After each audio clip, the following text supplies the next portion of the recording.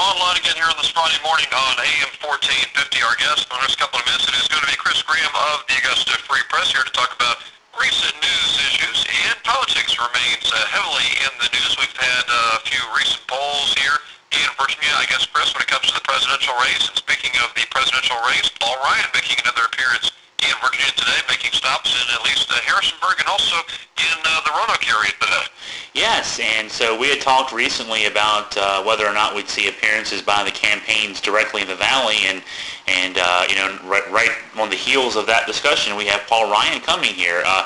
And it's not a surprise. The only surprise is that Republicans didn't come and speak in the Valley in the 2008 cycle, but certainly they're showing that they're taking this part of Virginia seriously. This is a vote-rich part of Virginia for Republicans, and so the 6th District in general, up and down the 81 corridor, is very friendly to Republican interest as far as that goes. Bob Goodlatte obviously has been re-elected 9 times. He's running for his 11th term now, so he's been elected and re-elected 10 times total. And even Jim Gilmore, when he ran for the Senate, ran well here against Mark Warner in 2008. So one approach to going out and seeking votes is to go to places where there's undecided voters. You're going to try to swing them your way.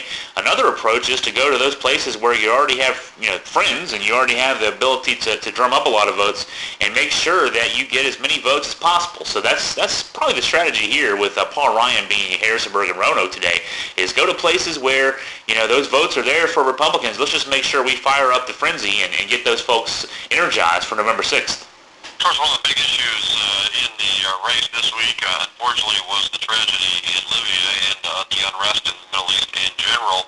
And it makes you wonder, will that be an issue that's brought up in the debates in October? I mean, is it going to be strictly the economy that decides this in October and obviously the election in November? Will foreign affairs, I guess, have little weight, if any, perhaps come election day? Well, it really depends. This could be a reason for people to discuss foreign affairs. For Mitt Romney to have tried to seize on the issue as much as he did, with in some people's minds a couple of awkward press statements and then a press conference on the issue, it shows that maybe he's grasping for some straws there and seeing if he can get some foreign policy bona fides to stick on his side. The election for so long has seemed like it would turn on the economy, but the polls have been in favor of Barack Obama in recent weeks, and since the Democratic convention, he's gotten a bit of a bounce, and now most polls have him in the range of a 4 to 6 point lead. So maybe the Romney campaign is saying, hey, the strategy we've been going with hasn't been working. Let's try something else here. I think, though, that for Republicans, foreign policy could be a dangerous area just because in the wake of 8 years of George W. Bush, 2 wars that were not successfully prosecuted, in the Barack Obama administration, I know Democrats tend to get the reputation of not being good on foreign policy issues and not being good at prosecuting wars, but we're out of Iraq, we're closing down in Afghanistan, Osama bin Laden's dead.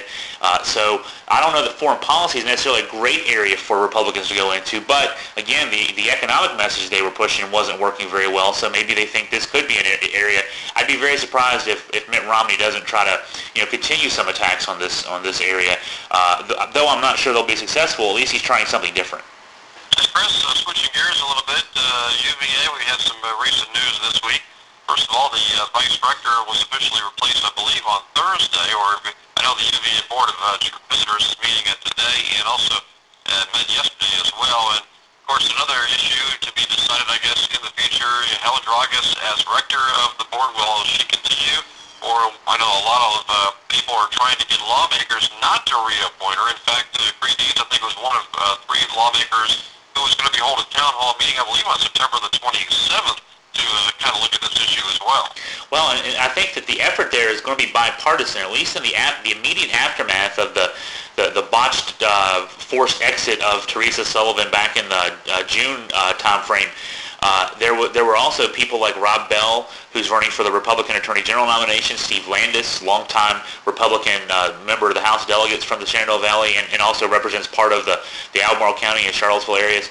They both also came out with pretty strong statements in opposition to the effort led by Dragas to force Terry Sullivan out. Now, of course, Sullivan reinstated and back into good graces. And so, Creed Deeds, a Democrat. We've got Republicans. It seems like that there is, again, a bipartisan push to maybe make a statement about the ill-fated ways of Dragas and her push to get rid of Terry Sullivan on the Board of Visitors back in the summer. So I wouldn't be surprised to see maybe this kind of go quietly in the night, so to speak, that as we get to that reappointment time, later this year, the first of next year, when this is being discussed at length by legislators, that this kind of thing that there may be some sort of a face-saving measure put in place to allow Dragas to basically step down without not being reappointed in a very public way,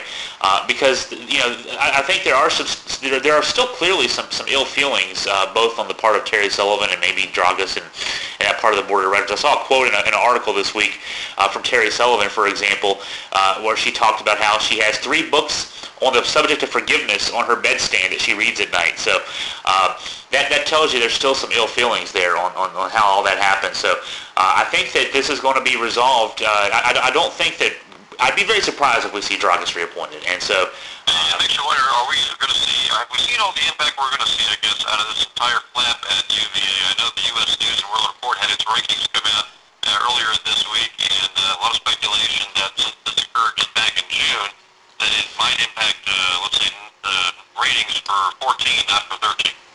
Yeah, it could. I think by the time the next ratings in 2014 come out, that this will have long since been resolved. And the factors that were in place that gave University of Virginia its high rankings, dating back to the 1980s, are still there. The faculty is still strong. The student population is still very diverse and very talented. The support for education is still very good on ground. So the issues that we saw publicly between the Board of Visitors and President Teresa Sullivan being what they were, it really didn't change the fundamentals of University of Virginia education. And it's good that it didn't, because I think that there was a risk. Certainly alumni like me felt that there was a risk that the push that was led by Helen Dragas seemed to be trying to push things in the direction of education more oriented towards online, and there was a feeling among people like me, again, and other alums out there, that maybe that wasn't the way to go for the future of University of Virginia education.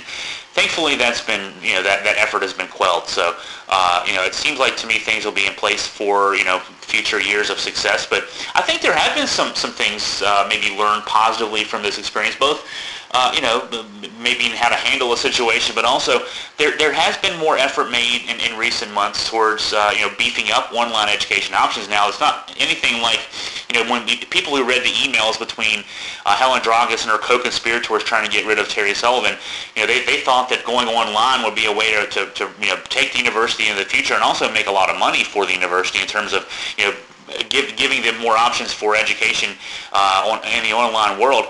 There's been a very successful online class introduced at the Darden School, the business school of the University of Virginia, but it's a free class. So there's been a huge outpouring of people signing up for that class, but it's not a moneymaker, and that's what we've seen in other schools too. Harvard and MIT put out a curriculum online, free curriculum online that's gotten very taking a strong foothold, I guess, with tens of thousands of students signing up for it. Stanford University's done the same thing. How that can translate into the future, maybe into being able to make money off that kind of education, that's to be seen. But at least the University of Virginia is making its initial footsteps into that direction. Okay, Chris, to wrap things up, news-wise, what do we look for in the coming days from the Augusta Free Press? Well, we will have a reporter out today at the event with Paul Ryan in Harrisonburg at the Rockingham County Fairgrounds. We'll have a report on that later today for our Augusta Free Press website. And of course, keeping up with the U.S. Senate race, the poll numbers, this is a battleground state, and so we have a lot to keep up with here as far as the elections go. Okay, Chris Brand with the Augusta Free Press. So we're going to come back for more of Online again here on AM 1450 on this Friday morning right after this.